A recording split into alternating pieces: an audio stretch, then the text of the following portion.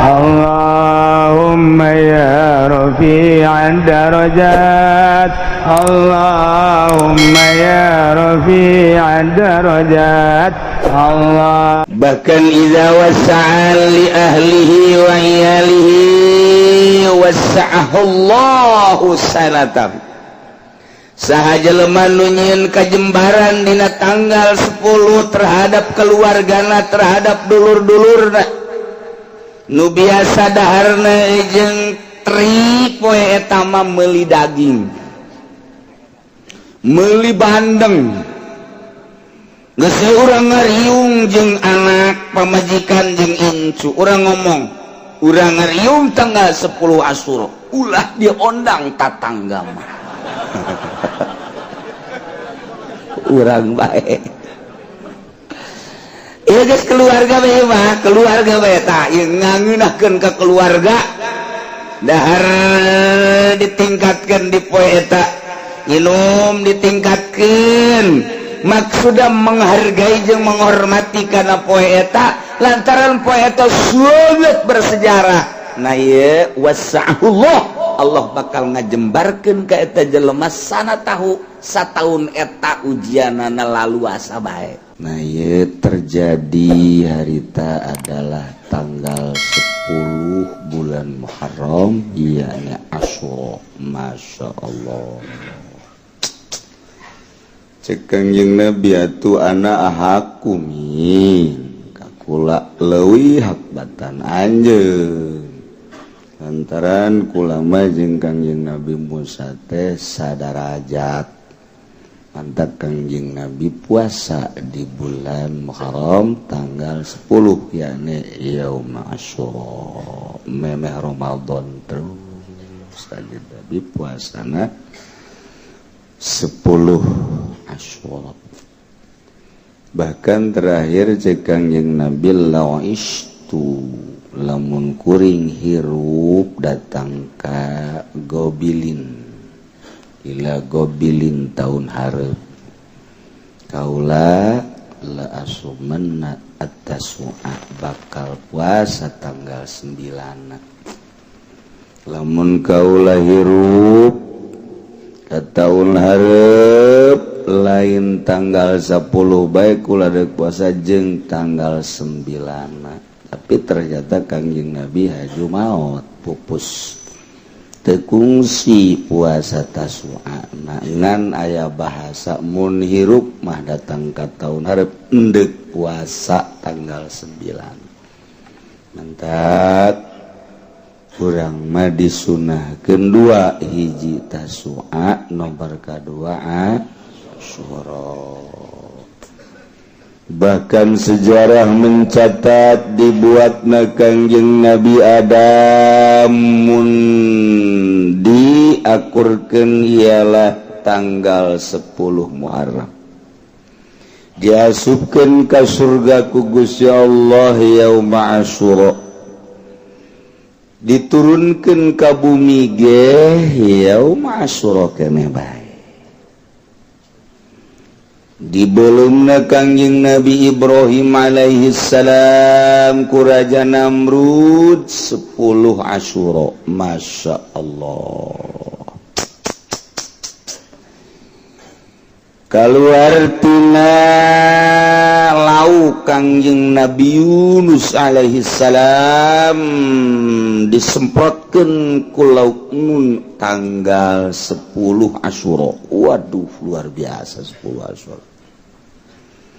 Kangjeng Nabi Nuh alaihi salam ketika diinstruksikan titah nyeun kapal Kangjeng Nabi Nuh nyeun, kemudian nu ariman jeung hewan-hewan sajodo kur dipuateun ka kapal, dipuateunlah ka kapal angkleng-angklengan di luhur kapal mendarat di Gunung Ararat Turki ialah tanggal 10 Asyura. Begitu turun lalapar kabeh. Kangjeng Nabi Nuh coba sesa-sesa kumpul-kumpulkeun. Dikarumpulkeun sesa aya gandum, korma roti bubuk-bubuk beas dihijikeun ayat 7 rupa rempah-rempah dibubur ku Kangjeng Nabi Nuh uyah jadi teu diuyahan ngaranna bubur tanpa garam jadi bubur tiis saju di dalam tah eta tanggal 10 Asyura mantak kolot baheula mengenang sejarah Kangjeng Nabi Nuh alaihissalam tanggal 10 Asyura diurang ge osok ngabubur tiis dibubur teh diuyahan ngan digulaan gulana make uyah aja dikadinya ai bubur nama teh diuyahan ngan gulana make uyah keneh-keneh ketel tidak rawan urang rek bubur gitu ulah kanyahoan ku Muhammadiyah we Muhammadiyah nya ngabidah-bidah sia ulah kos gitu urang mun di bidah-bidah ulah ngomong cicing bae geus antepeun lah aju beres ngabubur kiriman nyana kege kunyana di dahar jangeuna cenah bubur bidah ye kege nitah nyana tahun hareup ngabubur bidah deui lah ngeunah cek kana tuh Muhammadiyah kos gitu pinter kodek nyana Kangjeng Nabi Idris alaihi salam diangkat ka langit tanggal 10 Asyura. Kangjeng Nabi Isa alaihi salam diangkat ka langit tanggal 10 Asyura. Masya Allah karim. Sangat bersejarah. Kangjeng Nabi urang nyaritakeun simkuring nama maot lain dina bulan Muharram tapi incu simkuring nu ngaran Husein bakal dibunuh tanggal 10 Asyura di Karbala geus dibejaan ku Kangjeng Nabi mantak tanggal 10 Asyura wah di Karbala jutaan manusia lamun inget Karbala wah eta masjidna agrengna luar biasa gedena pohara engke dikunjungi di berbagai negara mengenang terbunuhna cucu Kangjeng Rasulullah Muhammad sallallahu alaihi wasallam di Karbala wah di berbagai negara 10 Asyura nah iraha ke 10 Asyura tinggal ngitung bae urang mun tanggal hijina Sabtu Minggu Senin berarti tanggal 10 na poe Senin hareup geus jeung tasuana Minggu puasana 2 poe Minggu jeung Senin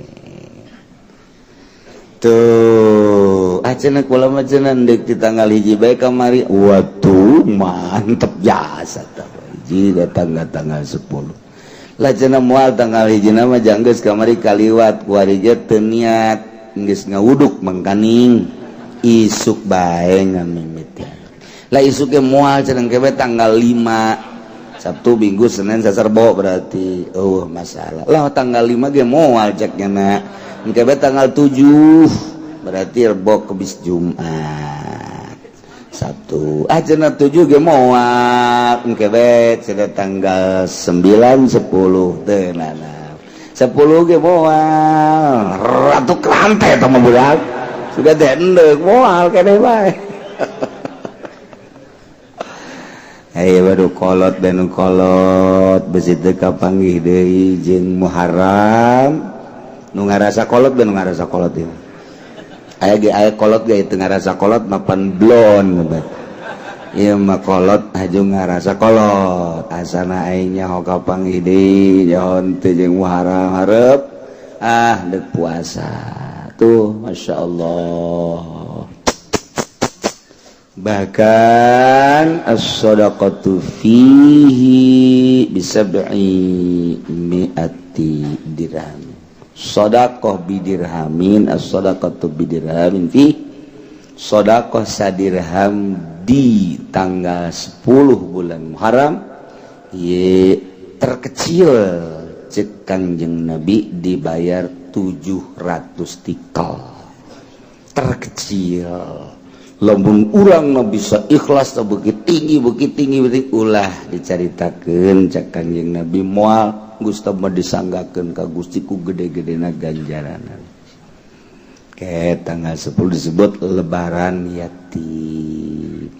Dek sedekahna cenah kula mah neuk ti poe ieu bae mulai tanggal 1 tanggal 2 terus. Sabulan Muharram terus bae. Terus be orang sedekah istimewa di bulan Muharram terutama dina tanggal 10. Bahkan idza wasa'a li ahlihi wa iyalihi wasa'ahu Allahu sanatan. Saha jelema nu nyieun kajembaran dina tanggal 10 terhadap keluargana terhadap dulur-dulurna nu biasa daharna jeung tri poe eta mah meuli daging meuli bandeng geus urang ngariung jeung anak pamajikan jeung incu urang ngomong urang ngariung tanggal 10 Asyura ulah diondang tatangga mah urang bae ieu geus keluarga bae mah keluarga bae tah ieu ngangeunahkeun ka keluarga dahar ditingkatkeun di poe eta nginum ditingkatkeun maksudna menghargai jeung menghormati kana poe eta lantaran poe eta sangat bersejarah. Nah ieu wasa'ullah Allah bakal ngajembarkeun ka eta jelema sana tahu sataun eta ujianana laluasa bae. Pokoknya lamun urang nyen kajembaran tanggal 10 kaditu lamun boga duit jembar bae.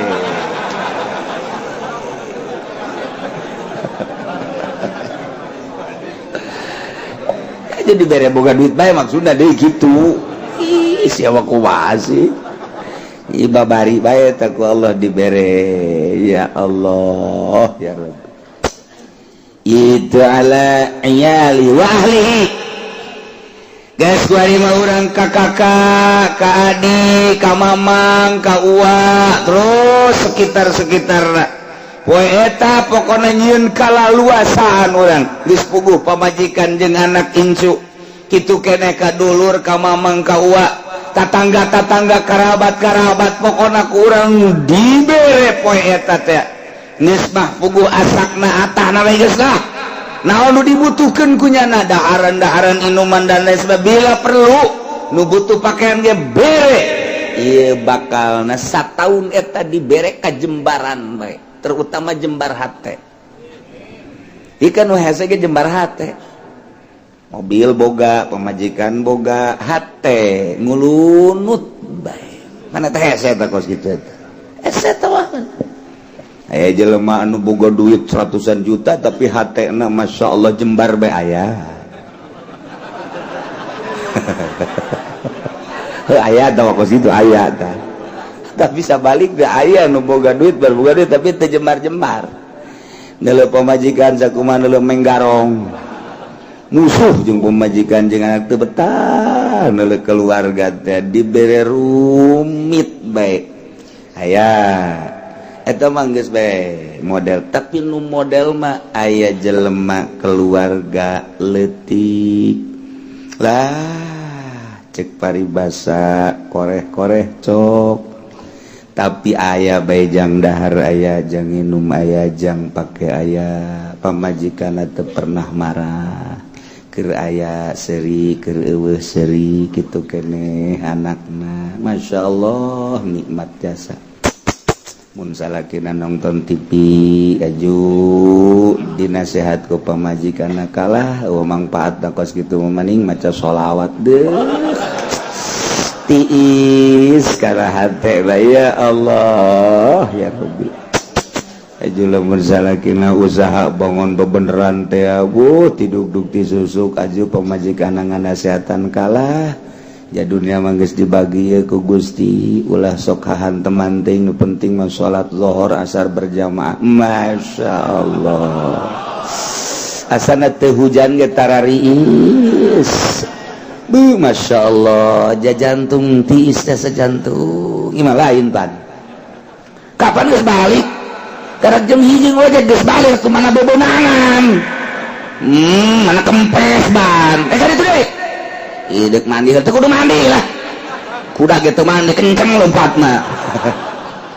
sial jak salah kira idek dah geus asak sangu geus hareup itu di warung geus kudu diimah-imah kerenangan duit sing khusuk waduh salah kira aju ngalamun bae aing boga pamajikan ku kieu-kieu teuing cek masyaallah masyaallah masyaallah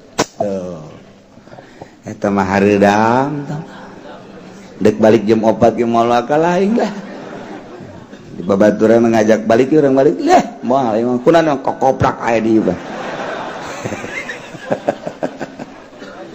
emangna anak kotok itu di kokoprakan tetapan senep eta karajaan teh tah mentak neangan pamajikanana mun urang dek kawin tanya neng bogoh ka kakak atuh alhamdulillah jadi siap ya dikawin ku kakak insyaallah siap ente dibawa sugih ngalamunnya na pan kang ngomong gitu sih batur mah jangan ngomong teh kumaha mun dibawa susah makan eukeur mun ke sugih siap tante oh jatuh kakak susah neng susah itu kudu ditanya di bawah susah mah ya Allah ya Rabbi aya bae nah urang nyeun ka Jembaran dina tanggal 10 Asyura geus urang nu biasa dahar jeung tempe tingkatkeun poe eta mah sanajan tempe-tempe keneh gulaan tempena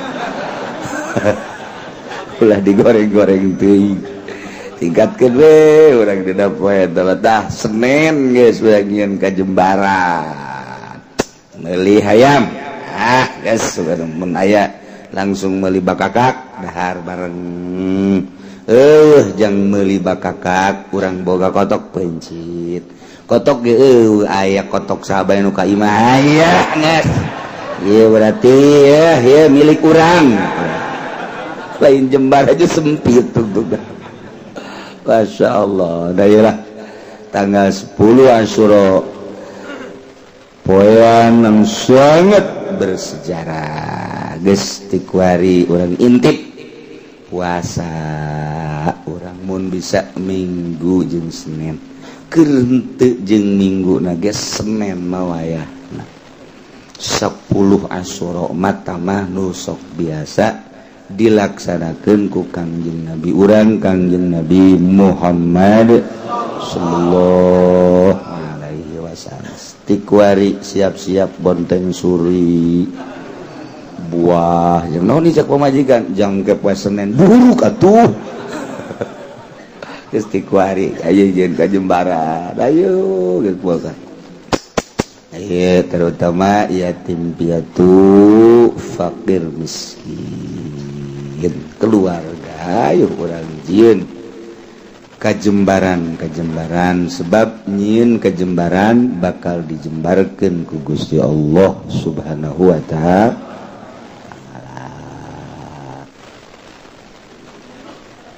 Ieu mah cerita tentang penganiayaan terhadap janin nu janin tersebut akibat nu dianiaya na indungna efek penganiayaan indungna imah ku dicarekan indungna wa imah ku dipepe ditenggel indungna wa imah diparak teh diberi dahar teh diberi minum na ieu kaluar borosot janinna ieu nu nganiaya kena sanksi guro atawa ku obat diberi obat indungna ternyata taubat tersebut mengarah karena pembunuhan.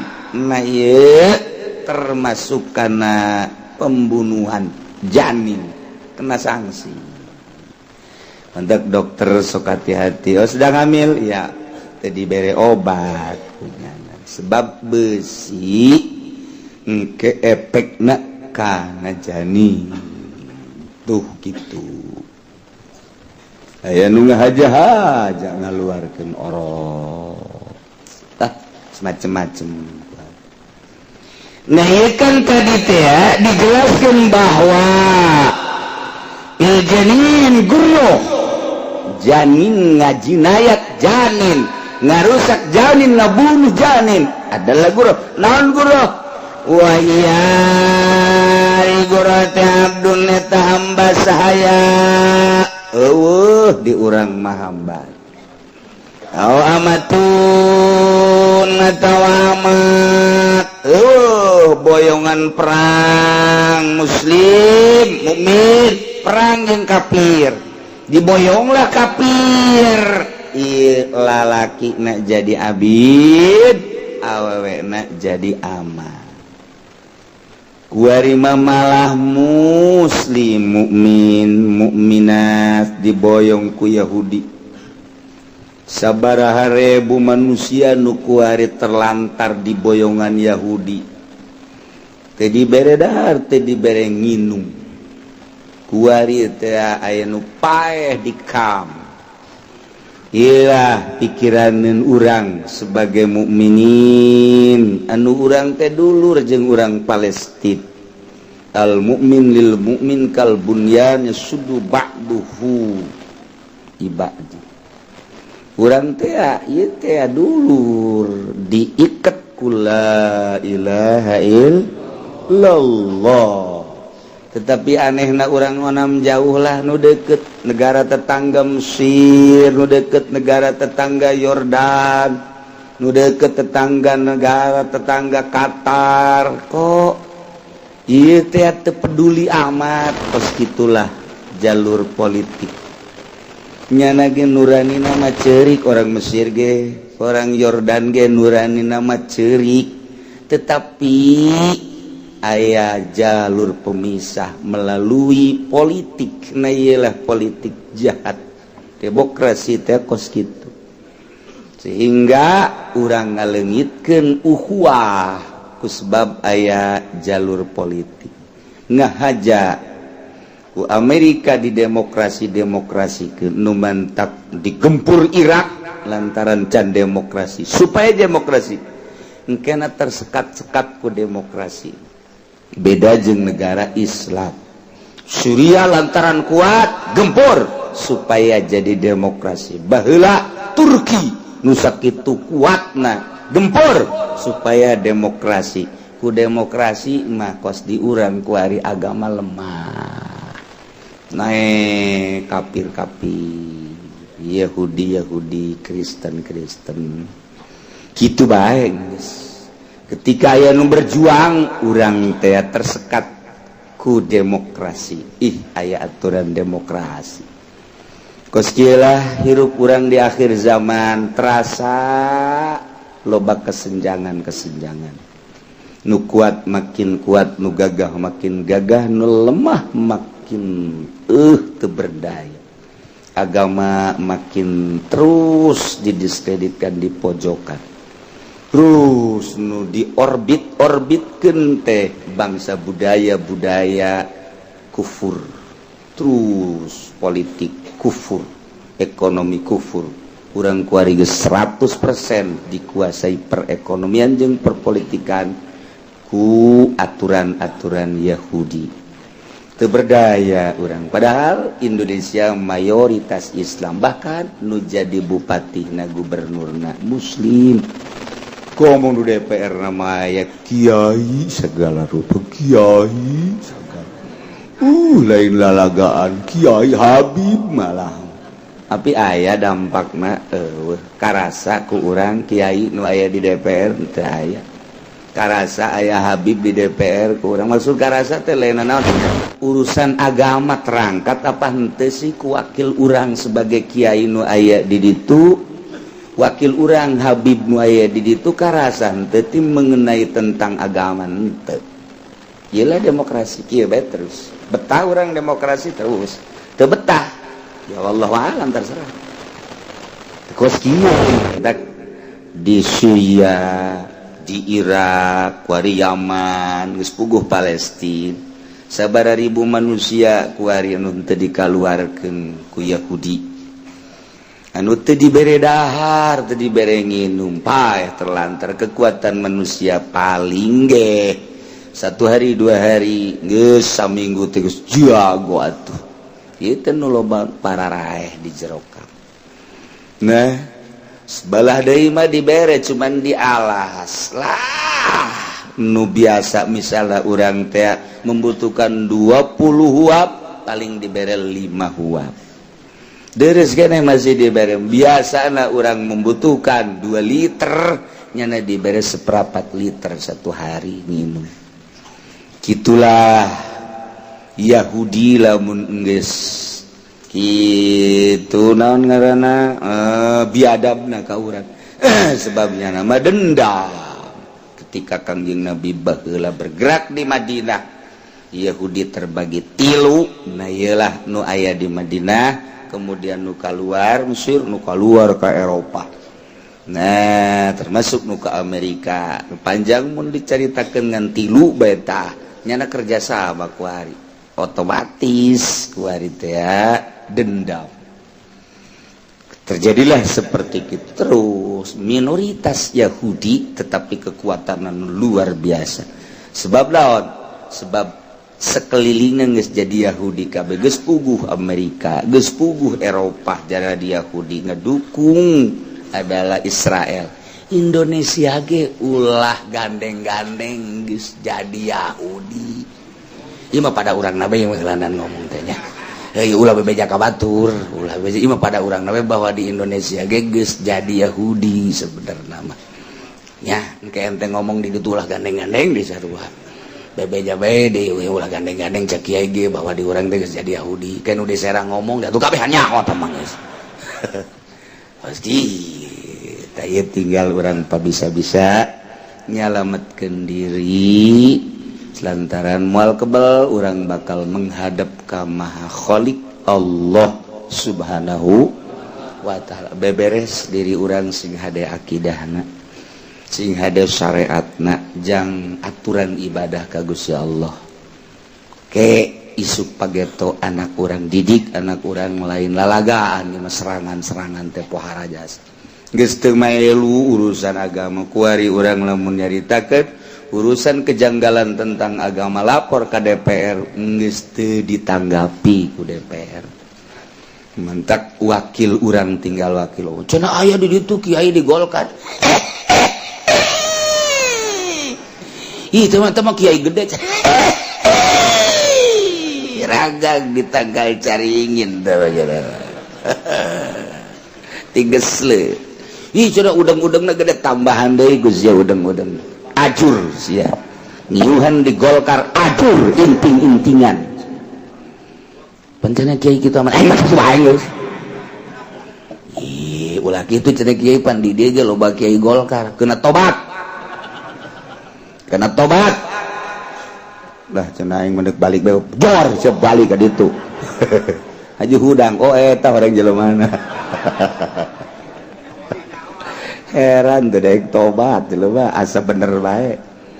Mun kukula dijabarkeun pasti kajahoan salahna tapi teu daekeun ngaku, teu daek ganje. Teu kieu can kabere bae cenah kieu bah. Geus kieu bae. Bere aing cokot ku aing duitna aing ka Golkar moal. Tetep duitna mah dicokot teh hook. Aja deuk didahar, parabkeun ka kotok hap. Aja kotok teh daekeun cokot deui ku aing. Udah beres kabeh. Inting-intingan asal kiai geus ka Golkar we geus teu manjur. Mun cara orai jadi orai koros.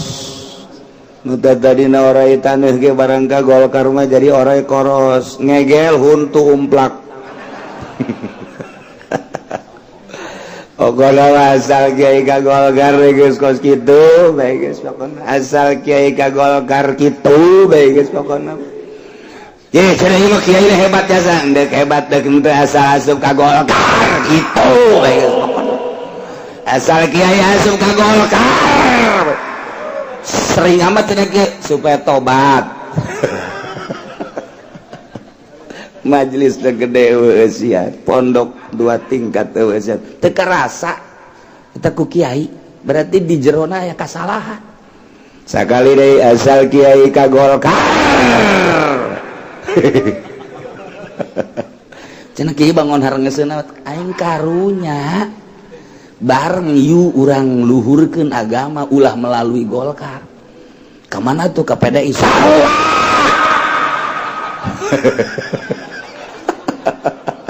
sugan dan teu PDI tah deui ngagadil aduh Gusti Allah lagu yeuh batur urang asal Kiai ka Golkar maksud teu bisa nyebut cau-cau ieu mah cau Kiai boloon asal Kiai ka Golkar ini ngaji naon sih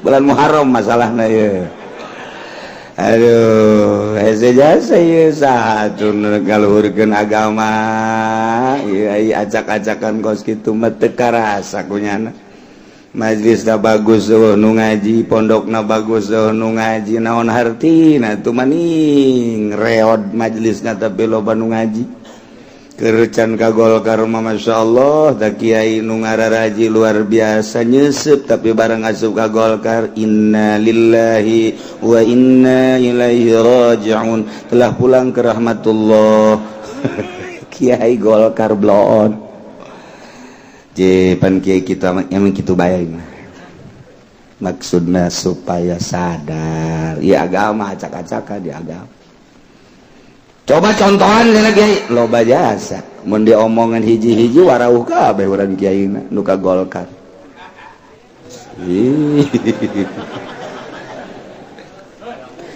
wahia abdun abid jadi ka Golkar ya hari guru eta hamba wamatun tawamat mumayyizun abidna nu pinter salimun min aibim mabin tur salamet tina cacat jual beli barang nu sok dijual abdi di mana-mana ya cacat murah hargana pinclang misalna atupan abid manu diarah tekan tanaga pinclang atuh moal bisa nyana jang nanggung atawa nyuhun ngaranna ge pinclang komo lamun jadi supir manu pinclang katuhu mal beres jang nicegas nu mana tawalan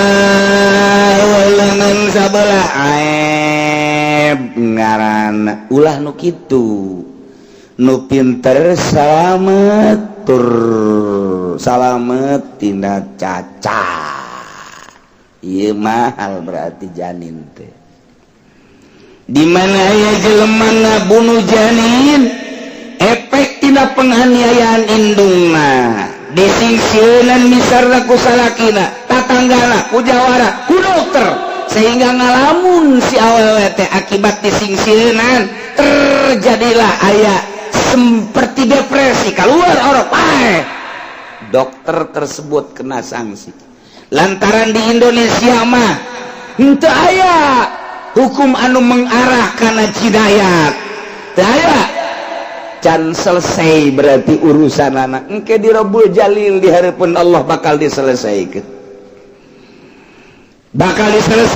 engke ku Gusti Allah ku hari itu selesai di alam dunia di akhirat diselesaikan penyelesaian terakhir ku hari nu menang dielehkeun nu bener dielehkeun nu salah dimenangkeun bisa terjadi tapi di akhirat mah jujur jeung adil teh nampak di dunia mah urang dititah ge innallaha ya'muru bil adli wal ihsan wa itaizil qurba wa yanha 'anil fahsya'i wal munkari wal baghi ya'izukum la'allakum tadhakkarun fadhkurullah eta unggal Jumat sadunya kabeh ayat eta dibaca wow hebat jasa kiai muih lagi innallaha ya'muru bil adli wal ihsan wahnya kalian tahu itaizil qurba yanha 'anil fahsya'i wal munkar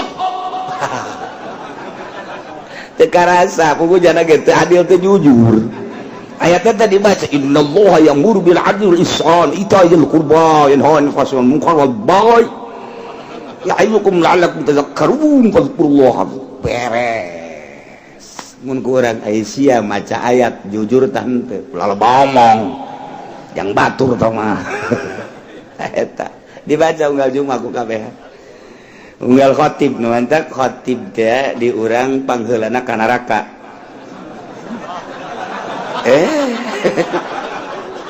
lantaran ayat eta dibaca ku jalan teu karasa cek Allah sia dibaca ku si ayat sia ayat aing innallaha ya'muru sajana Allah mareta bil adli wal ihsan tita adil pugu sia teh teu adil ayo ka ditu ka mana jahanam waduh ka jahanam masyarakat khotib ka mana dadah khotib ka jahanam aduh Gusti Allah doaku eta dibaca kabeh eta bahasa dunia teh ayat eta mah wasal beres be eta khutbah innallaha ya'muru bil adli wal ihsan wa itaizil qurba wa yanha 'anil fahsya'i wal munkari wal baghi ya'izukum la'allakum tadhakkarun fadhkurullah kabehan ka masa dunia aju adil henteu ihsan henteu itaizil qurba pelit yanha 'anil fahsya nonton TV bae nya wah geus eta khatib mentak hampura khatib pangheulana ka neraka jahanam duh cenah aing mah mumpung jadi khatib lah umumkeun Gus ya Jumat besok libur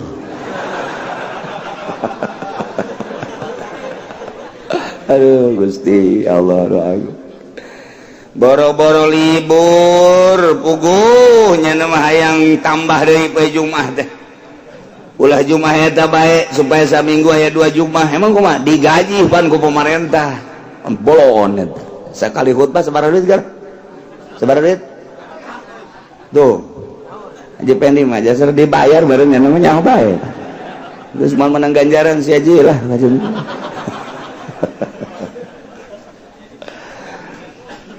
wala sahul nurutkan jegala sama kabulu kabirin kudu ditarima nu kolot ge ngan kolot lam yajiz biramin nantapas ku sebab kolot pikun kolot nama ngan encan katarajangan ku penyakit pikun kan asal geus 65 kaditu siap-siap tah robah henteu 70 mulai leng 70 kaditu mah geus komo mata komo 80 mah isuk sarapan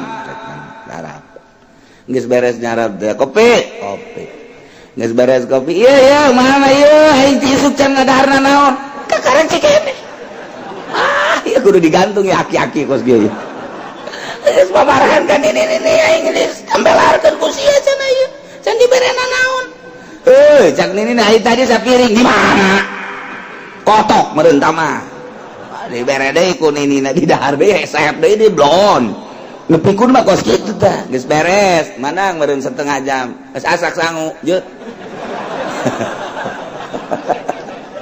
eta pikun eta kos kitu eta ulah kos kitu batu Cilaga bo tah batu lain digawe dahar mah lulu ieu keur carita abid geus teu meunang pake tumbal janin nu kos kitu mah lantaran tah mah geus oah tah mah teu bisa kos kitu lamun teu rusak silakan eta mah disebut kolot kalapa teh kolot baheula menyebutna kolot kalapa teu kahartieun ku budak bari kieu ceng kolot kalapa teh kalapa teh lamun beki kiring mun diparut dijieun minyak beki loba minyakan minyak teh pohara kalapa kolot mah teh mantak disebut kolot kalapa tuh mantak sok aya nu ngalamar neng daek ka itu mah kolot ge kolot kalapa teh mah neng yuh lain deui tah mah emang kolot kalapa kumaha artina kolot kalapa teh beuki kolot buruk neng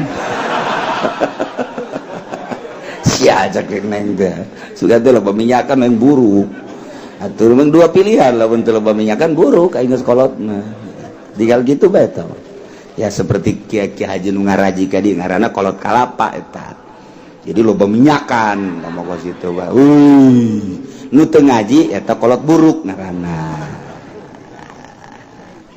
aja urang datang ka ditu ka imah kolot buruk tungtung atas ngaji ribut bae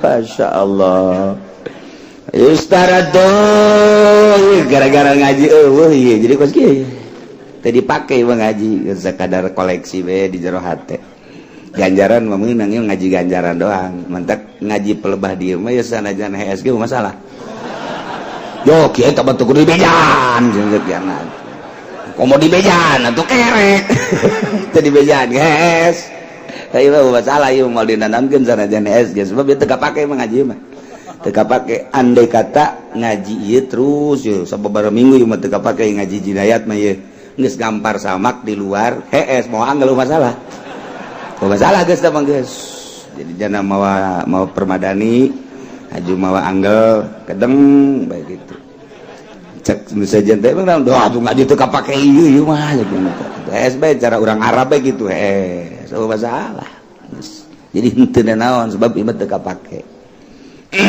ngan paling cek nu di sisi-sisi meureun ieu mah can wayah kaluar ti grogol geus dikaluarkeun keluar ti heula masalah serius Istaratu buluguha disyaratkeun buluguha datang nagiro nisausidiatin sapara 10 diat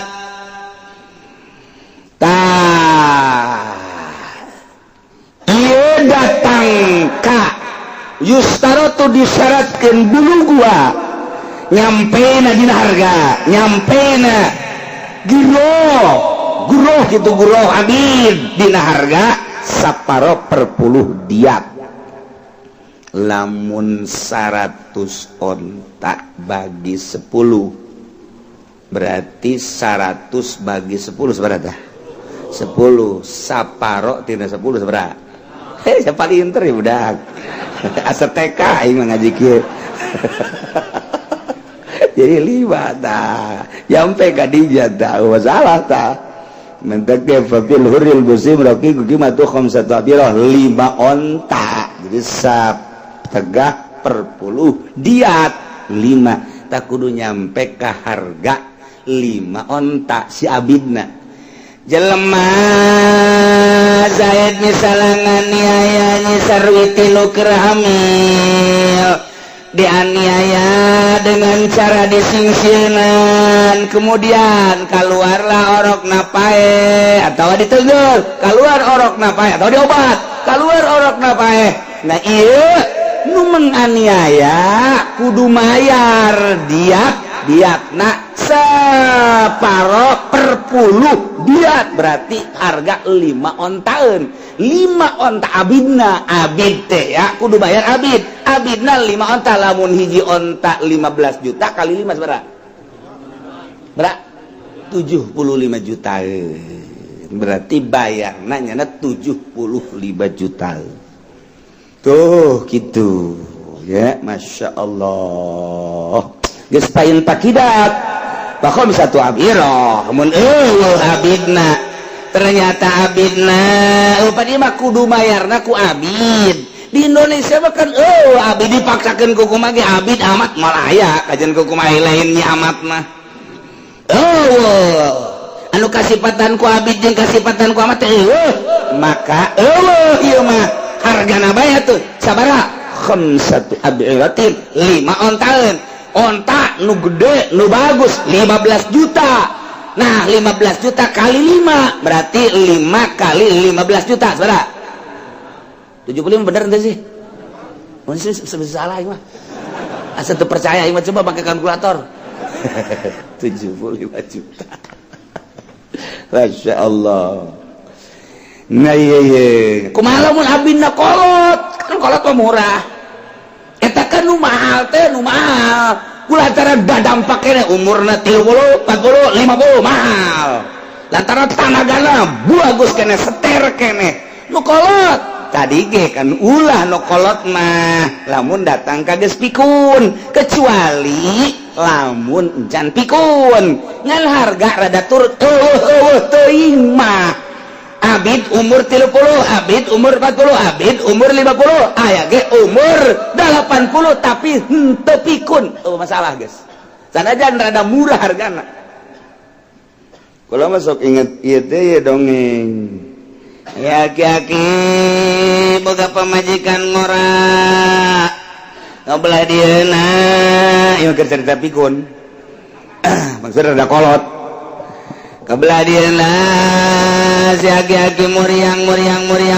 diantar ku papajikan ka dokter antar ke dokter periksa cek dokter dia ini ibu istrinya iya masih muda iya sekarang gini aja ini kakek nanti malam suruh kencing besok air kencingnya air seninya bawa ke sini nanti diperiksa melalui air seni oh iya makasih dok bener Isa memeh sare nyana teh kieu aki-aki beres nunggu isu kan cendeun medinya handapeun dipa ari jam 1 pabajikana yang kieu deui sarua teu kuat ai pabajikana kaluar sieun teu kahudangkeun salaki gara dege kolot lah kieu bae di dinya kieu di nu panu urut aki-aki teh tah jadi ka hiji Pak geus bae beres esuk-esuk berangkat ke dokter mana bu air seninya teu inget ieu dikihan ku nyana ini nggak hiji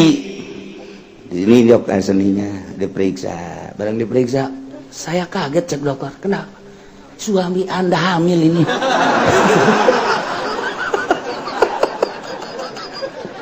dari mana jalannya ya sejak saya jadi dokter baru kali ini ada air seni laki-laki hasilnya hamil.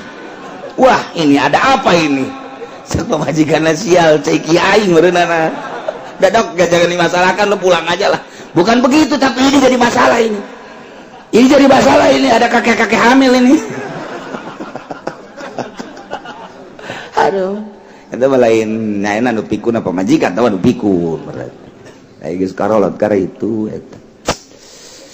Tetek sing hade, aya deui lain kitu tah mah. Ki sak-sakit ya. Den bede ai diteuneun lain diadap di luhur meja pamajikanna haus diinum Masya Allah cek pamajikanna ceuli nu tata dina torek jadi muka irung mararuka ieu sing nginum naon orek ceki salaki obat torek eta nu torek-torek cager eta kadieu mun teu cager tambah torek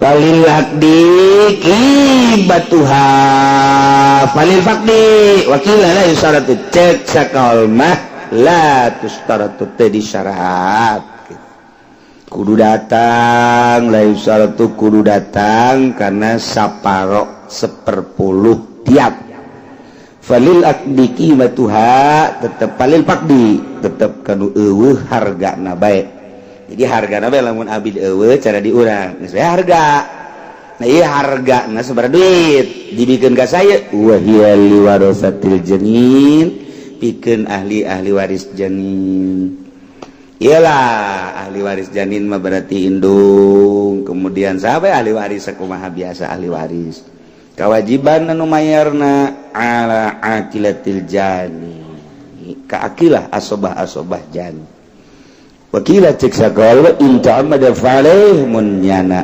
ngahaja cara dokter aya unsur kesengajaan wajib kasih dokter eta atawa zaid faktor kesengajaan menganiaya di sarwiti ternyata benar-benar hasil penganiayaan sampaikan ngajuru pae ieu menyana nu kawajibanana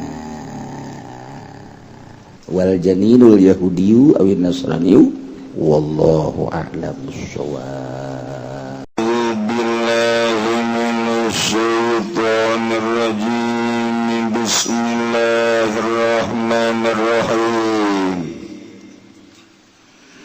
Faslun wadari kilahiki kufasa sariji fil janini guratun.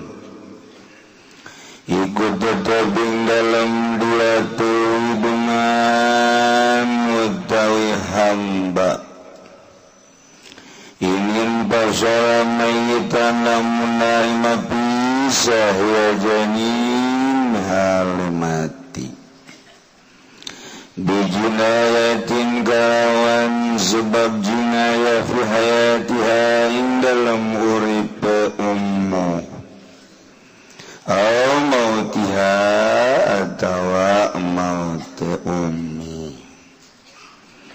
wa kadzalim zahara bulan bisalin bilasahi wa kadzalan alaika ikila gurohin zahar lamun lahir ya ba'dul janin bulan bisalin kalawan orang narima bisa fil asahi ing dalam mungguh kaulasa wa ilam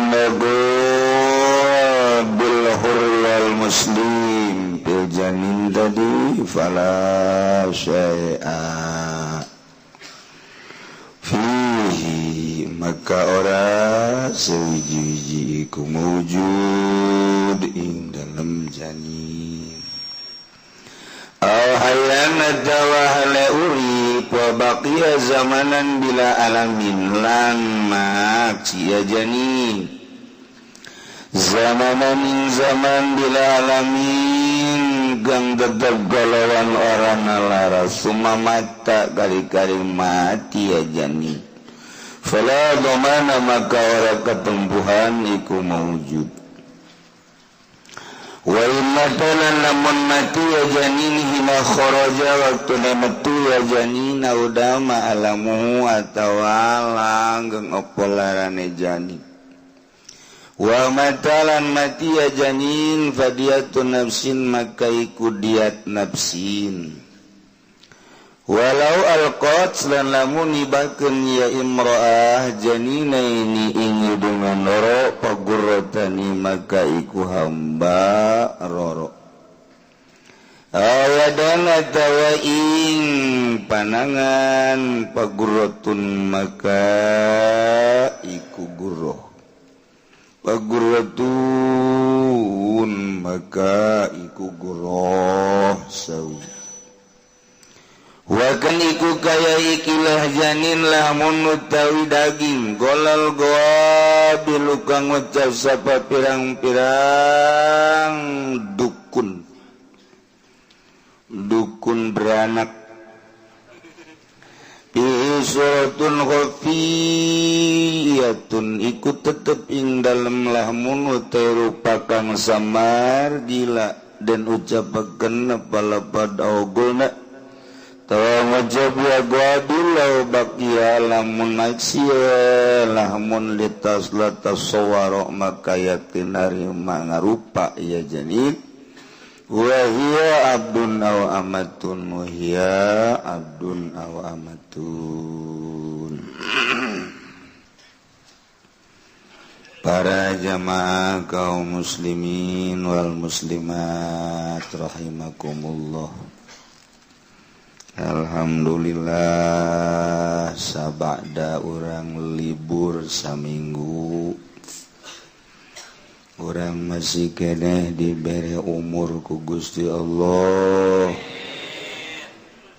modal jang nambahan bekal ibadah ka Gusti Allah orang gunakeun umur orang memeh urang datang ke ajal dipakai ngabakti ke Gusti Allah Subhanahu wa taala abe ketika orang maut orang geus boga simpenan. Urang ka Mekah, urang ka negara Batul, lamun urang mawa bekal rada tenang. Asaya jang ngabunta bantu tanaga. Ieu cacak-cacak di dunia. Komong ke di akhirat mah.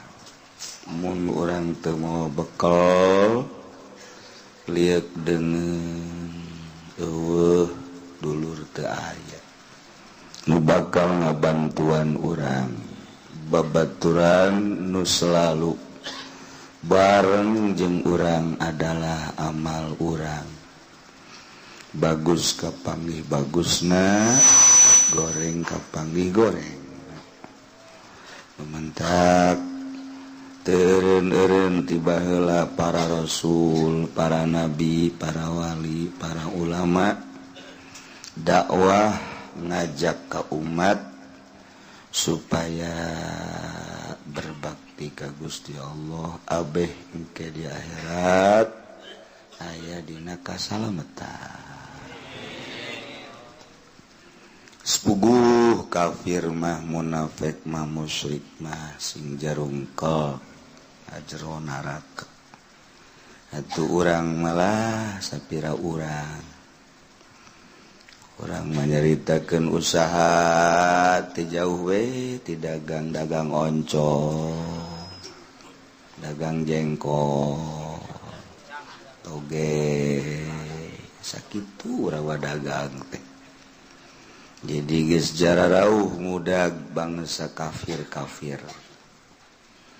Kitu keneh urang kampung makos urang atuh nyaritakeun jabatan paling jago lurah ribut kitu ge. Beak sahektar eureun jadi lurah hutang sahektar. Geus. Antak urang mamaningan pake berbakti ka Gusti Allah Subhanahu taala sing harade salatna, puasana, zakatna, hajina. Dia contoh geus loba jasa nu miheulaan urang. Aya anu bapa geus maot, emak geus maot, malah aya anu anak geus maot, incu geus maot. Geus puguh tatangga urang kawauh jeung batur urang mah urang ge nu kuari mang anu maot, bapa anu maot, bi anu maot. Engke maka urang batur mang haji anu maot bakal kagiliran. Sok ngabayang-bayang di jero kuburan ngeunaheun meureun teh di jero kuburan. Nikmat beureun di jero kuburan. Anggelan, kasuran, AC. Ya Allah, ya Rabb. Nu kuari kurang dimumulai awak kurang teu meunang panas saeutik make kipas, teu meunang panas saeutik make AC. Engke mah di jero kuburan boro-boro aya AC, boro-boro aya kipas, angin ge eueuh angin. Dibayang-bayang ku urang tah di jero kuburan teh seperti kitu. Ya Allah, nu ngabatereun urang, salat urang, haji urang, puasa urang, zakat urang, amal-amal bagus urang, ngabaturan ka urang nu bakal ngabaturan nentrem kitu. Nabila mun urang guarina maksiat hatuh batur urang di jerona keur mah urang poek sararempit ai torojol nu ngabaturan nya hideung nya bahu ai ditanya horenganan eta pagawean urang gicaknya nakula moal indit-indit deuk bareng bae terus datang ka mahsyar ge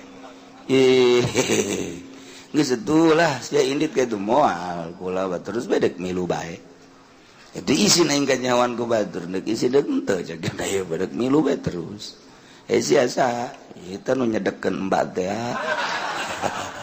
aduh ya Allah aduh aya sih hade tadi dia dengan musonib perek nerangkeun masalah diat patali jeung janin teh widungan cek bahasa Jawa mah cek bahasa Sunda mah ieu adalah rereneuhan orok nu aya di jero beuteung indungna ngaranna janin sebab teu kadeuleu okos jin teh nu mantak disebut jin katutupan teu kadeuleu aya ge hiji dua nu bisa neuleu gitu keneh janin teu kadeuleu tahayeuna kumaha lamun aya hiji orok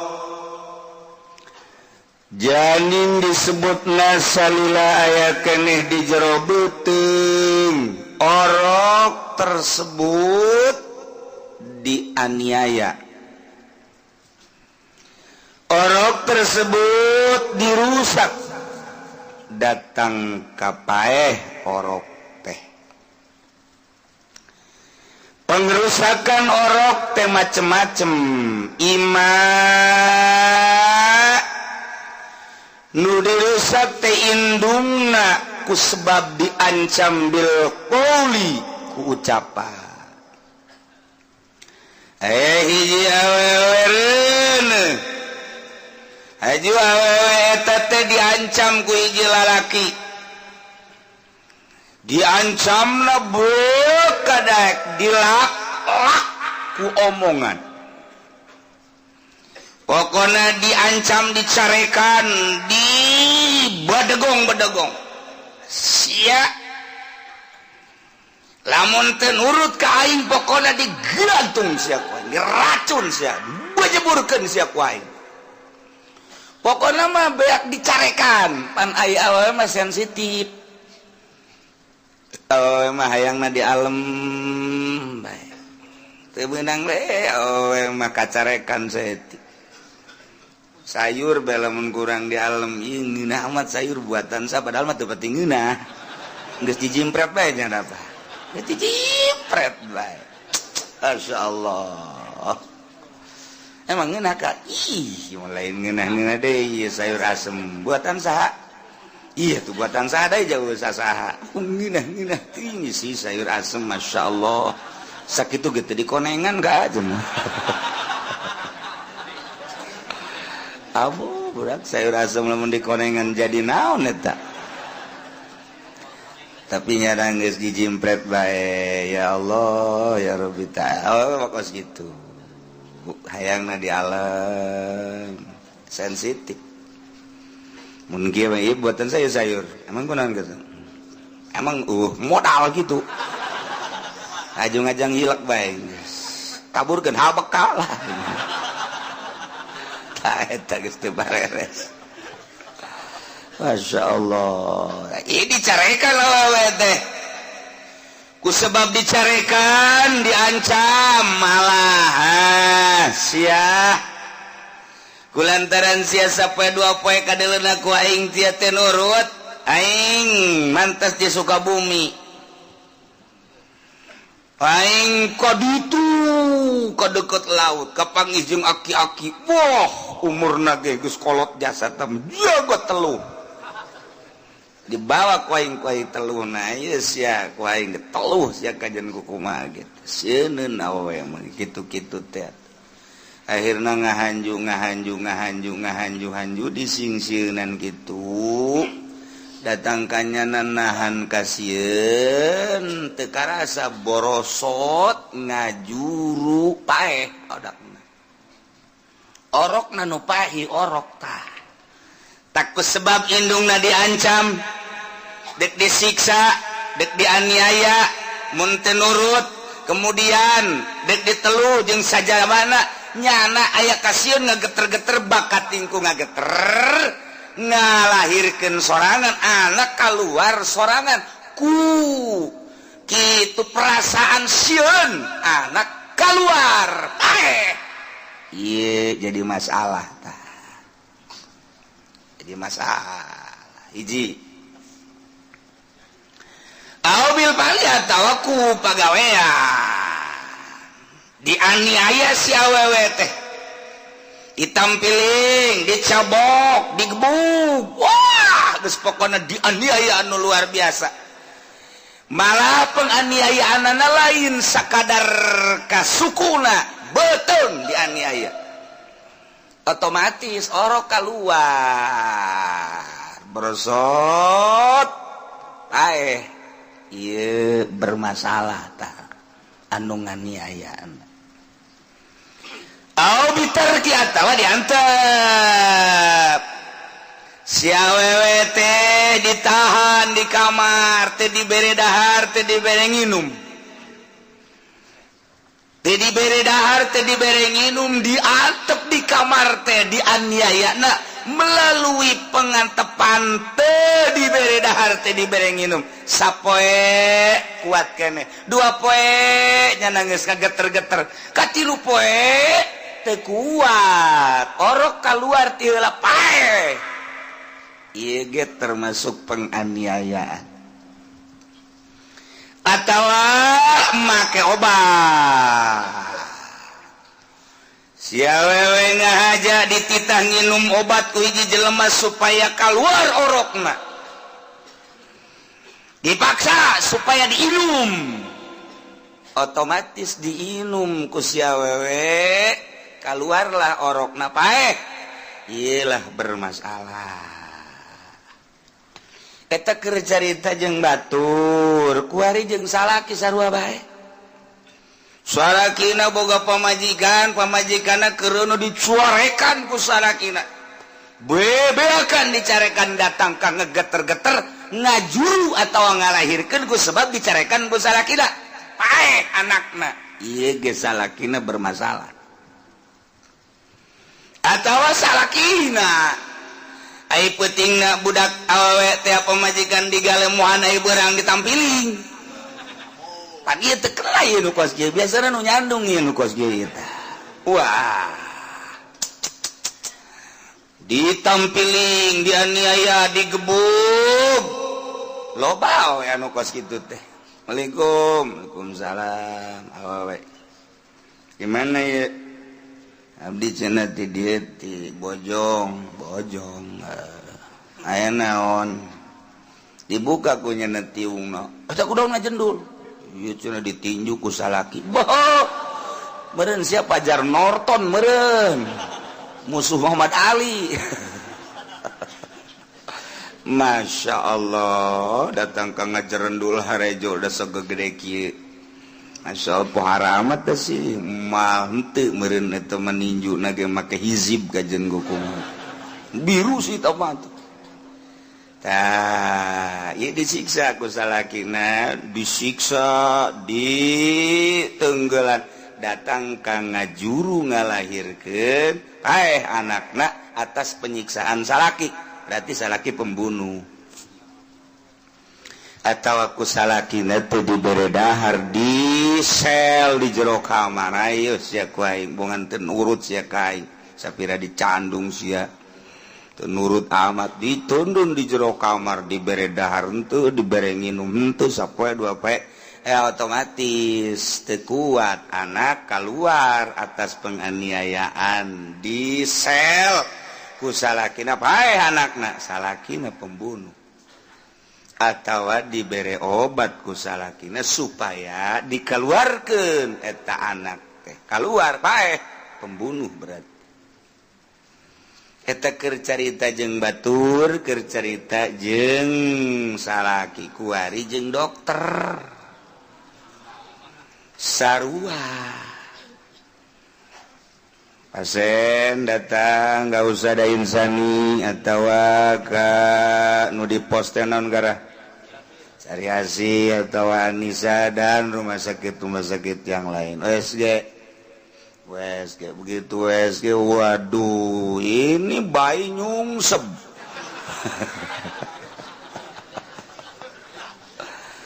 bayi ini posisinya nyungsep ibu ini mah satu kedua ada tambang naik ke atas budak ada tambang ini mah kayak digantung ibu ini mah waduh udah bahaya besar bu nah gimana wah jarang yang selamat yang udah-udah yang begini mah koit semua bu waduh ini bagaimana ya nggak tahu saya juga pokoknya yang udah-udah begini mah pada mati. Ibu-ibu udah siap aja dah lah pokoknya. Anak yang keberapa ini bu? Ini yang anak yang pertama. Waduh apalagi yang pertama. Udah saya nggak tanggung jawab dah pokoknya. Terus sono pulang dah. Tadi singsieunan ku dokter ku bidan atuh datang ka imah teh nyana. Oh sedih lantaran disingsieunan ku bidan. Akibatnya nyana terus ceri ngegeter-geter iya kan aya efek ka orok ujung-ujungna orok teka urus keluar paeh dokter eta bermasalah ta dokter di akhirat ting hade eta dokter namun dokter nyingsieunan waduh ibu ini sudah 9 bulan ya kalau seminggu lagi enggak ngelahir udah saya ini menurut medis kesodonya biasanya bahaya ini mah harus dikeluarin sekarang nggak boleh keluar sendiri kalau keluar sendiri kecil biayanya bu iya kalau dipaksa ya 12 juta ada yang 18 juta gitu aja bu permasalahannya ini bukan masalah apa-apa masalahnya rumah sakit butuh uang bu sial ta dokter kok bisa begitu sih dia yang ngebangun saya yang bayarin emang begitu urusannya di akhir zaman mah bu sebab kami ini ngebangun nih joinan belum kebayar masih 5 miliar lagi ya otomatis yang bayar kan yang hamil-hamil goblok ta dokter ngantek itu doang PBB jakwas gitu mun ditelusuri seperti gitu katololan jeung kagoblogan para dokter geus kajian teh urusannya bisnis ieu mah caritana bu ini kalau lambat seminggu udah saya enggak tanggung jawab dah udah pilih dah sama ibu mau selamat apa mau mati jo pan jadi begini cek pasiennya sekarang mah saya mah nggak apa-apalah mau keluar sendiri atau mau disesar yang penting bayarnya itu 1 juta aja nggak ada dari sononya tuh ini beli pisaunya juga mahal jadi ini mah nggak bisa kalau nggak 12 juta nggak bisa udah sono ke bawah pohon pisang dan juru sendiri dah lu ini juru aduh ya mah dokternya orang kampung masalah ya nah ya nyingsiunan seperti itu dokter bermasalah di akhirat kuduna makan kieu begitu hasil USG ibu bejakeun aslina ulah dipermainkeun USG na ulah ya unsur-unsur takhwif tahdid ulah nyingsiunan ulah ibu ini menurut hasil USG-nya memang ada sedikit masalah, tetapi ibu tenang aja, ya. Masalahnya sedikit posisi bayi ini kurang bagus. Biasanya kan kepala di bawah, ini mah kepala di tengah, oh. Kepala di tengah. Ada kepala yang lain kali. Aduh. Tapi begini bu, gak usah takut. Ini kan masalahnya urusannya kekuasaan Allah. Jadi tenang aja. Saya sebagai dokter ditugaskan secara zohirnya oleh manusia dan saya siap bertanggung jawab karena saya dititipi ilmu. Hakikatnya saya tugas dari Allah, saya bantu Bu, nggak usah bingung-bingung. Adapun agak kelambatan kita pasrahkan sama Allah. Kalau sudah memang benar-benar tidak memungkinkan keluar, nanti juga saya siap ada obat perangsang dan lain sebagainya. Pokoknya ibu mah harap tenang aja dah. Yang penting ibu selamat, anak selamat, dan bayarnya gratis Bu. Asana pasien numpuk datang ke Gunung Santri.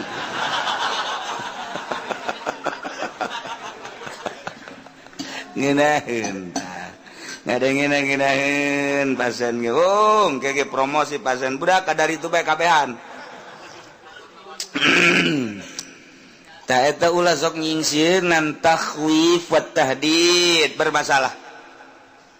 Aya nu geus teu seuri-seuri kan bidan teh. Yuk, ya, udah berapa ini anak? Ini anak yang ketujuh. Weh, anak yang ketujuh cukup 2, Bu. Siapa ini yang nyuruh sampai 7 begini? Wah, ini bro ini mah sampai 7.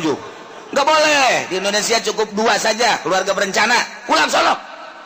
Widih, ibu bidan punya anaknya berapa? Bidan 8. Bidan tolol. Aduh, Masya Allah Karim. Temenang. Menurut agama, cara dukun-dukun para jinu baheula ngarenaheun ngomongna. Neng su, ka dieu su neng. Calik-calik di dieu neng.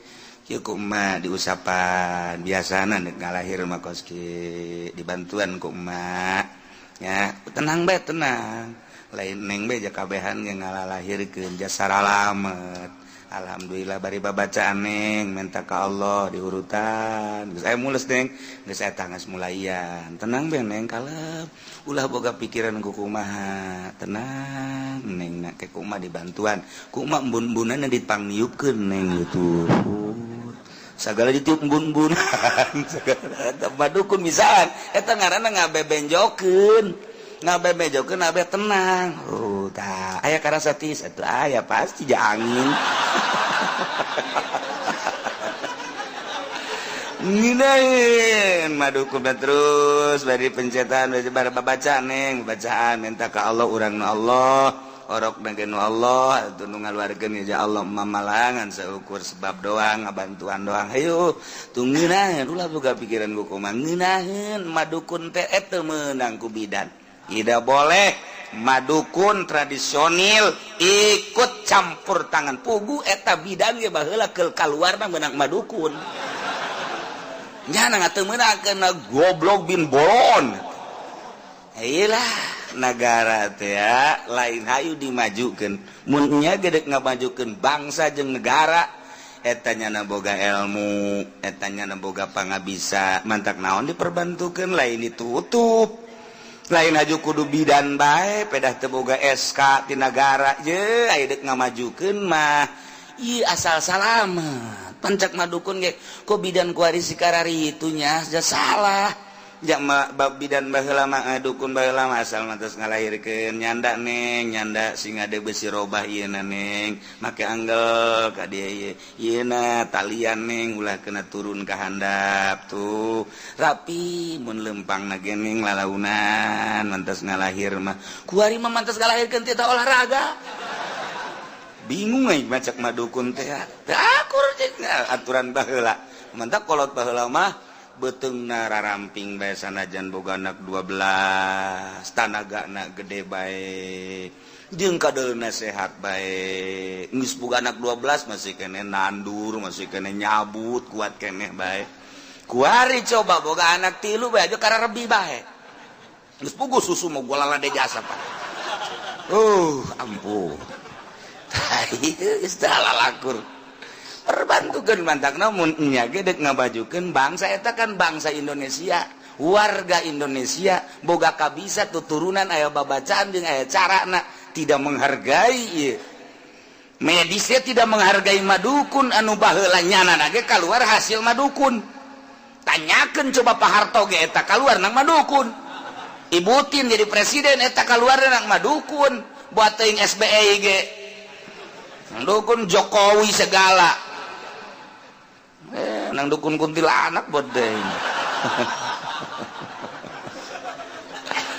itu menghargai jana Masya Allah barang ayeuna medis guys kajian dah tapi ulah nyingsieunan haram hukumna takhwif wa tahdid bil gaul haram tenangkan sebabnya nanti akan seakan-akan dek perang jihad fisabilillah antara hidup dan mati jelema nu galahirkeun teh pikiranna antara hidup dan mati aing hirup salamet paeh sabilillah orok buah hirup buah paeh aingna jeung orokna buah hirup aing buah hirup orok buah hirup aing buah hirup paeh orok sabilillah nu mantaknya lamun aya awewe maot ngalahirkeun syahid. Iya kan lu mantak teu meunang dianiaya melalui bil qaul ucapan. Iya mah bo. Ini kemarin kan udah kesini ya. Ya udah ini udah lambat 10 hari. Ya wah. Lambat lagi 5 hari lagi udah. Kenapa Bu? Rumah sakit gak dapat uang.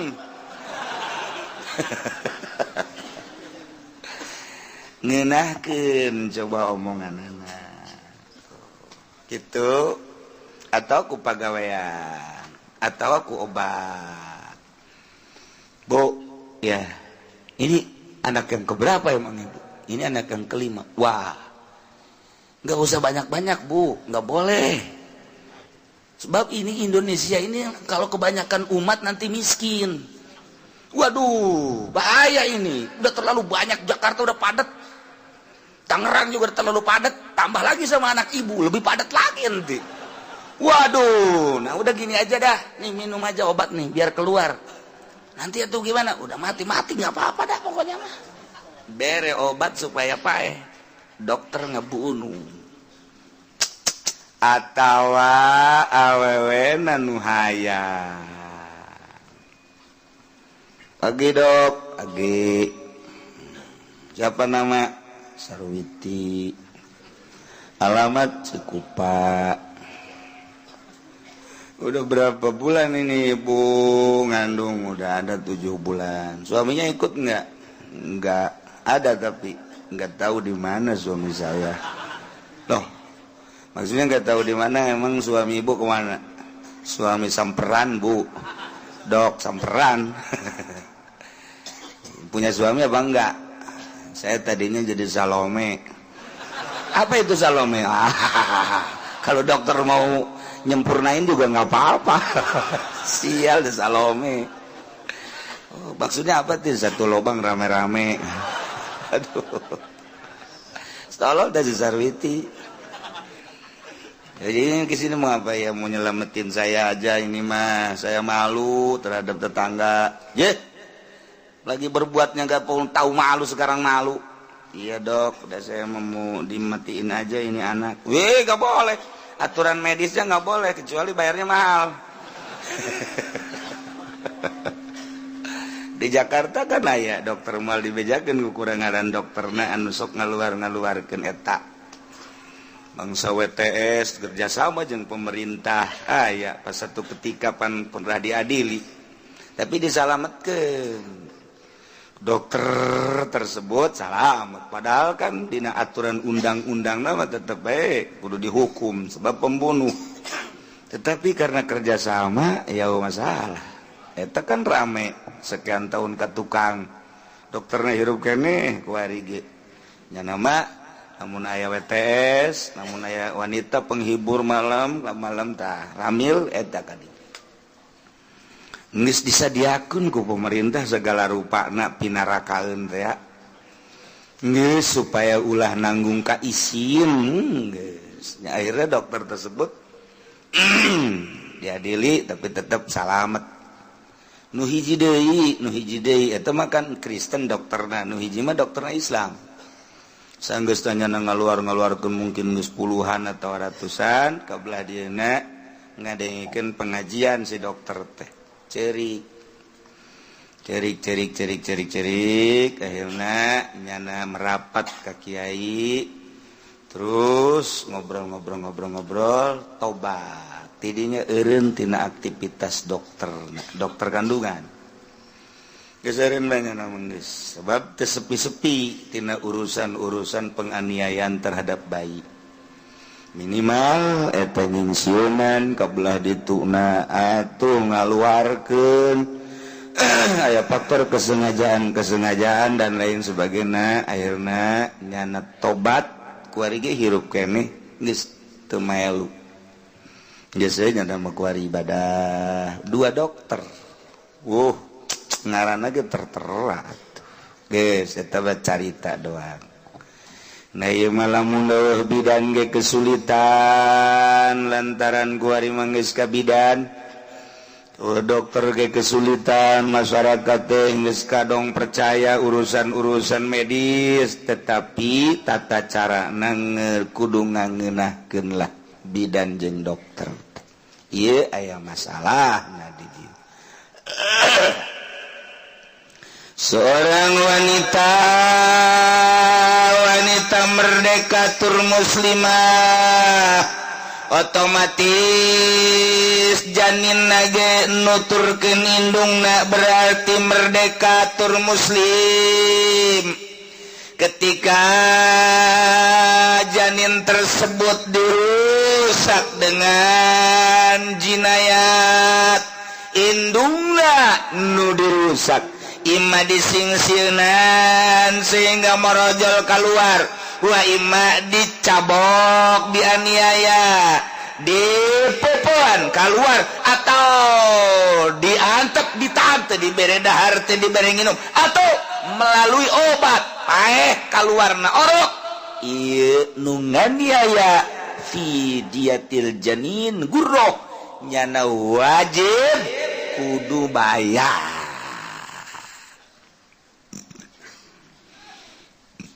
Kanjeng Nabi udia fil janin bi gurrati abdin aw amati. Masya Allah karimah. Inin pasala maitan bi jinayatin lamun kaluarna siwa orok dalam keadaan paeh dengan bijinayatin ala ummihi, indung nama hirup orok nu paeh. Ieu penganiaya baik orang lain maupun suami ataupun dokter kudu bayarnya. Mun dilaksanakeun di dunia salametnya di akhirat, mun di dunia teu dilaksanakeun dihareupeun Gusti Allah engke nyana bakal di sidang terakhir. Ye sing hade, masya Allah ngeri jasa di akhir zaman ayeuna. Aduh ampun, urusan janin.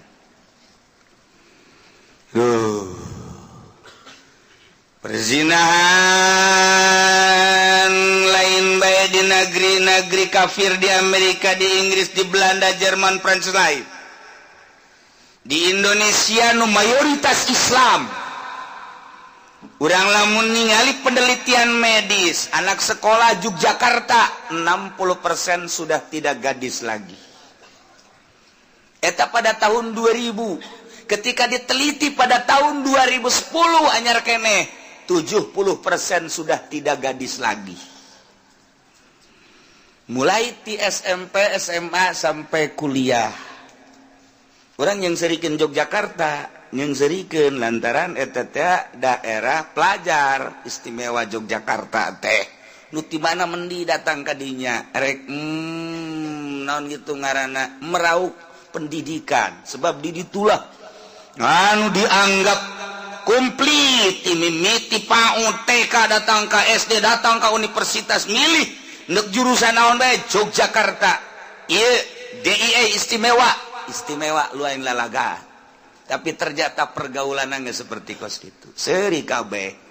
Barang diteliti di Tangerang, horeng 70%. Wih, di pada bae ge. Masya Allah. Dikira orang mengkonon. Wih, mengkonon. Sarua. Hasil penelitian Tangerang ge sarua bae.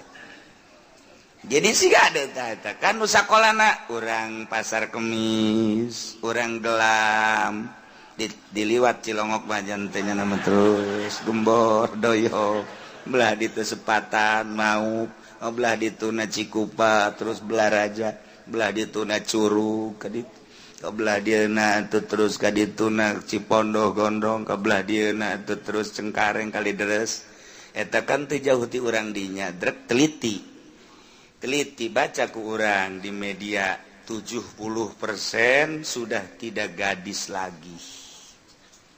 Masya Allah. Kuari mah lamun boga anak sekolah SMA balik sekolah neng kade neng cek bapana kade naon bah kade kajero kamar kade coba buka celana sia coba buka duduk naon bah henteu aing neule coba neule rapet keneh henteu sia bobogan sia ih abah sih naon sih henteu aing mah deuk neule deuk colok heula ku aing ge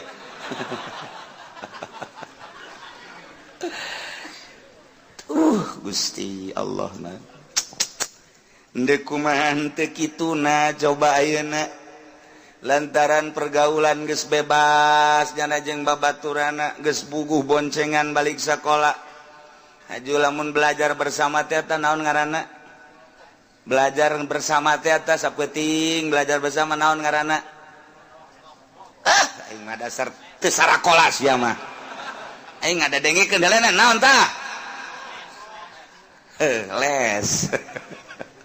les belajar kelompok dan lain sebagainya balik jam 1 balik jam 2 emang belajar encan camping ka ditu 3 poe 5 poe wah emang kumaha gitu cocodot jeung cocodot Masya Allah karim nah iyalah encan jeung guruna deui emang guruna santri pan lain sarua aja guruna ge jurig aya nu kaluar budak sakola teh pan bebeja ka kula pindah cenah kiai sakolana emang ganggu ku guruna bae cenah bisa kitu guruna aya ngeunjasong hampir-hampiran we kamari geus tumpakan cenah ku guruna ya Allah pindah emang aing teh aing nyaho sebab laporan kabeh ka aing jelema setan jurig laporan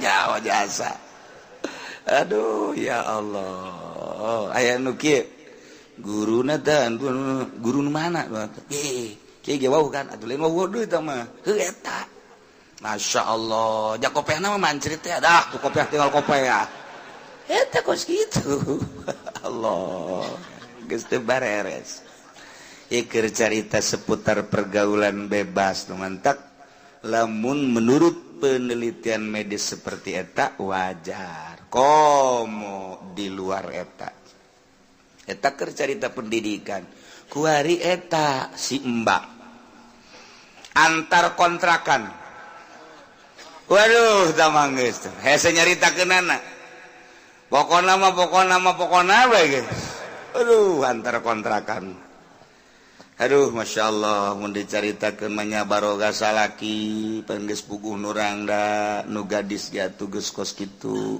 hese nyaritakeunana sangkilang deukeut ge jeung kolot nyana aya kasieun maling-maling komo ieu mah ti Jawa Tengah ti Jawa Timur ti seberang datang ka dieu Masya Allah karim jauh ti indung jauh ti bapa pendidikan agama eueuh kebutuhan loba jasa birahi naik atuh da kumaha deui aduh ya Allah ya Rabb aya anu saya mazal dibayarin kontrakan aja sakeuna teh udah badan saya gratis ambo budak kata bobogaan apem di ojol jeung kontrakan kau mau deuk balik mata bangsa deuk puasa deuk lebaran gitu ya Allah ya Rabbi Waalaikumsalam. Dari mana Mbak? Saya aslinya seberang.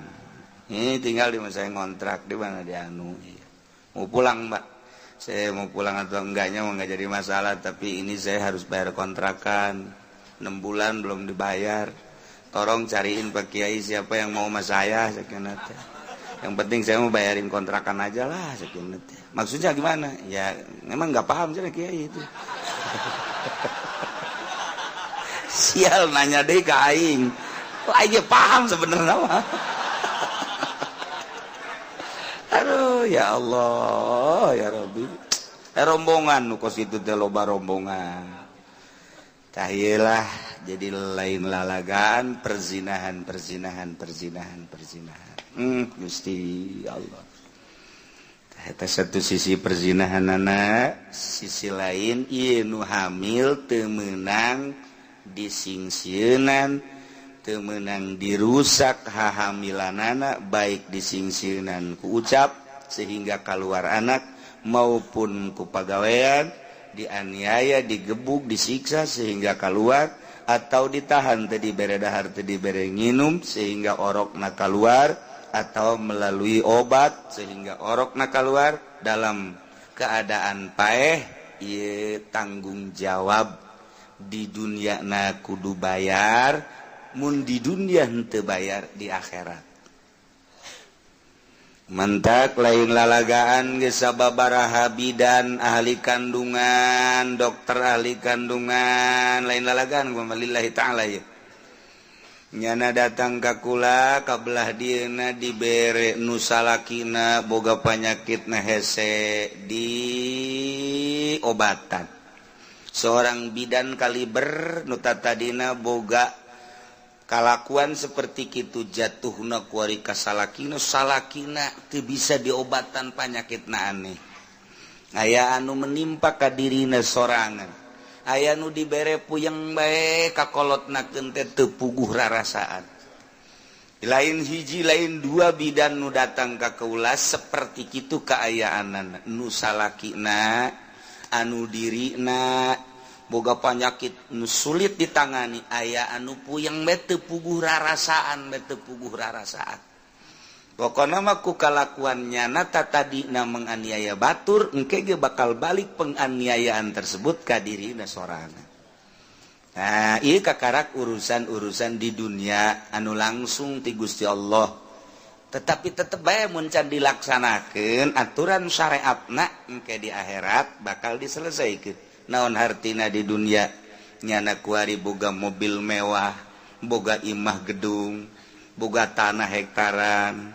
Batur atau dihormati karena aya kitu derajatna tetapi hasil menang nyingsieun dan hasil menang nipu hasil menang kos kitu dibalik derajatnya na secara mata zahir ternyata orang aya kahinaan nu bakal katembong ke di hareupeun Allah Subhanahu wa taala ketika disidang ke wih itu mah bidan onah ayo bidan onah ngaranna aya dukun onah ieu mah bidan di sidangnya na olah itu kuari nu baheula hebat jasa eta bidan teh olah disna nya bakal ka neraka barang dideuleu orenganan nyingsieunnan batur penganiaya batur dan lain sebagainya terhadap bayi nah ulah asal duit baik kuari yang meuli mobil meuli imah meuli tanah tetapi kalakuannya na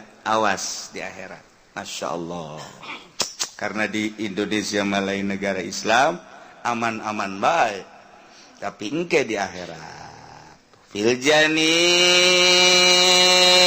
guratun dina urusan diat orok nu aya di jero beuteung wajib kudu mayar guro seorang abid atau hamba inin pasola mayitan lamun keluar si janin si orok dalam kayan pae bijina yatin ku sebab penganiayaan pihayatiha dina hirup indungna au mautiha atawa indungna ge pae sarua ku sebab dicak-cak didalak jangan ge teu kuat paeh nya anakna paeh nya indungna paeh akibat disingsieunnan ieu ge bermasalah dua berarti atawa disiksa paeh makna anakna atawa diantep teu dibere dahar indungna paeh anakna ge paeh atawa ku obat indungna mabok obat anakna ge mabok obat paeh sarua bermasalah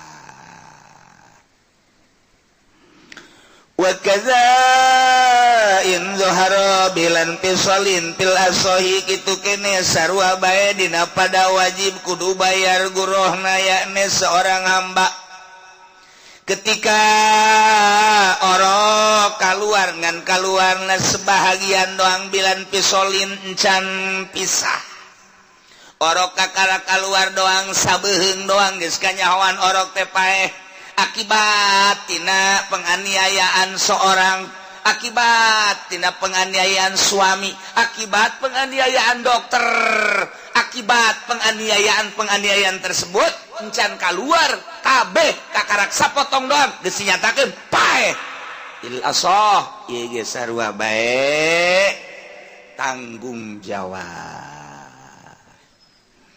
wa ila fala lamun memang pasana si jelema teh teu masum indal jinayah andai kata orok anu dianiayana indungna kafir harobiyah lain masum ieu mah kafir dianiaya melalui penganiayaan nu tadi paeh anakna salah syai'afi teu wajib naon teu kakuduan kukuba jadi iman nu berbahaya ge ngarusak orok nu indungna muslimah hurriyah merdeka tur muslim ai kitu mah keluar timbul ti kafir harobi tuh masalah